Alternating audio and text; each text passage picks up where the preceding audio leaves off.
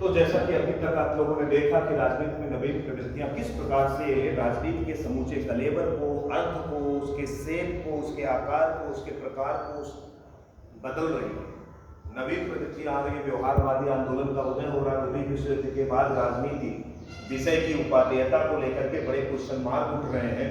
तो इन परिस्थितियों में राजनीति की वैश्विक उपादेयता और सामाजिक उपादेयता और मानवीय उपादेयता को बरकरार रखने और बल्कि और ज्यादा प्रभावी बनाने के लिए दुनिया के नवीन राजनीतिक चिंतकों, बल्कि विशेष रूप से राजनीतिक वैज्ञानिकों के द्वारा जो प्रयास किया गया, उस प्रयास के तहत एक नया व्यवहारवादी आंदोलन दुनिया में आया। और उस व्यवहारवादी आंदोलन के जो सूत्रधार हैं मुख्यतः वो है डेविड ईस्टन।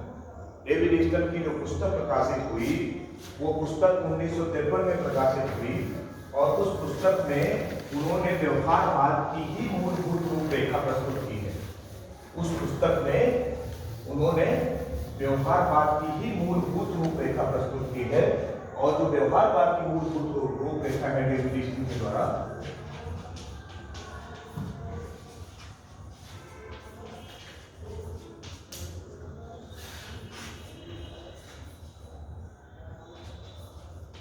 पॉलिटिकल सिस्टम इनकी पुस्तक का नाम है।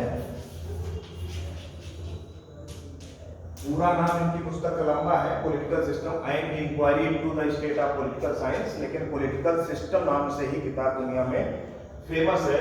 और किताब ये 1953 में पब्लिश हुई थी। इसमें इन्होंने दो काम किए हैं। एक तो ये राज्य के स्थान पर राजनीतिक व्यवस्था शब्द के प्रयोग को पॉपुलराइज किया, जिसे दुनिया अब तक राज्य कहती चली आ रही थी, उसको इन्होंने कहा कि अब राजनीतिक व्यवस्था कहा जाए। क्योंकि राज्य एकमात्र एंटिटी नहीं है, बल्कि एक ऐसी एंटिटी है जो बहुत सारे निकायों से मिल करके बनती है, बहुत सारे कंपोनेंट से मिल करके बनती है। और जब हम उसे बहुत सारे कंपोनेंट से मिल करके बना हुआ एक आर्गन या एक निकाय समझेंगे तो हम ज्यादा बेहतर अर्थ उसे दे पाएंगे। इसलिए उन्होंने इसे पॉलिटिकल सिस्टम के रूप में डिफाइन किया। इसी के अंतर्गत उन्होंने एक व्यवहारवाद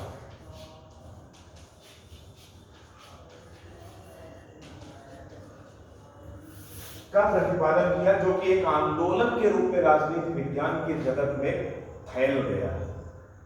और ये इसका नाम व्यवहारवाद क्यों है? इसका नाम व्यवहारवाद इसलिए है कि ये अध्ययन की राजनीति विज्ञान में अध्ययन की एक नवीन पद्धति को बताता है, जिस अध्ययन में लोगों के व्यवहार का अध्ययन किया जाएगा और लोगों के व्यवहार के अध्ययन के आधार पर सिद्धांत का निर्माण किया जाएगा। तो जब हम लोगों के बीच जाकर के सर्वे के माध्यम से, इंटरव्यू के माध्यम से, यानी अध्ययन के जो नवीनतम टूल्स हैं, वैज्ञानिक पद्धति है, वैज्ञानिक पद्धति में साक्षात्कार है, ऑब्जर्वेशन है, इंटरव्यू है, पार्टिसिपेटरी इंटरव्यू है, इस तरह की जो तमाम पद्धतियां वैज्ञानिक पद्धति के अंतर्गत प्रचलित हैं, उनका प्रयोग करके हम लोगों के बीच जाएंगे, उनके मन को टटोलेंगे, उनके प्रश्नों के उत्तर देंगे और उन्हीं को आधार बना करके हम आएंगे और बात को, रिसर्च को, सिद्धांत को डेवलप करेंगे। उसमें अपने अंदर के मूल्यों को मिश्रित नहीं होने देंगे। तो व्यवहारवाद क्यों कहते हैं? क्योंकि इसमें लोगों के व्यवहार के अध्ययन के आधार पर सिद्धांत के निर्माण का प्रयास है। और दूसरी बात, इसमें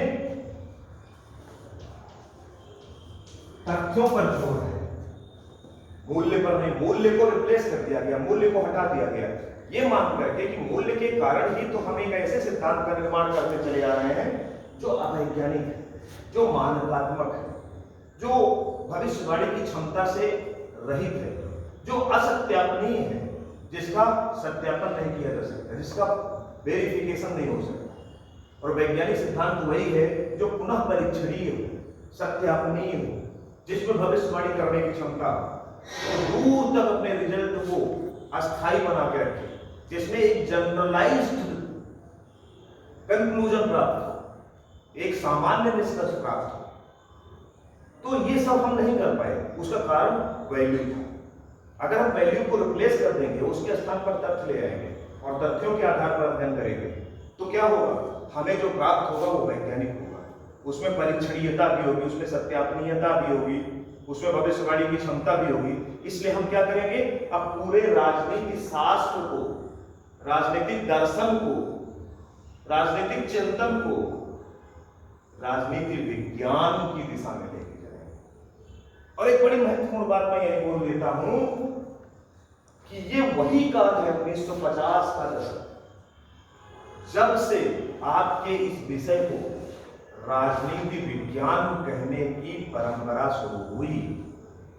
अगर कोई आपसे पूछे कि राजनीति विज्ञान क्यों कहते हैं, कब से कहते हैं, तो उसका उत्तर यही है, 1950 के दशक में जब डेविड ईस्टर ने व्यवहारवाद की शुरुआत की, वैज्ञानिक पद्धति के आधार पर सिद्धांत निर्माण की पहल शुरू की, तब से इस विषय को विज्ञान कहा जाने लगा। और इस विषय के जो विचारक थे, वो विचारक भी अपने आप को वैज्ञानिक कहलाने में ही फक्र महसूस करते हैं। उनको अगर कोई राजनीतिक चिंतक कह दे, राजनीतिक विचारक कह दे, राजनीतिक दार्शनिक कह दे, तो उन्हें अच्छा नहीं फील होता। उन्हें लगता ना, मैं दार्शनिक नहीं हूं, मैं विचारक नहीं, मैं चिंतक नहीं हूं, मैं वैज्ञानिक हूं। किसका? राजनीति।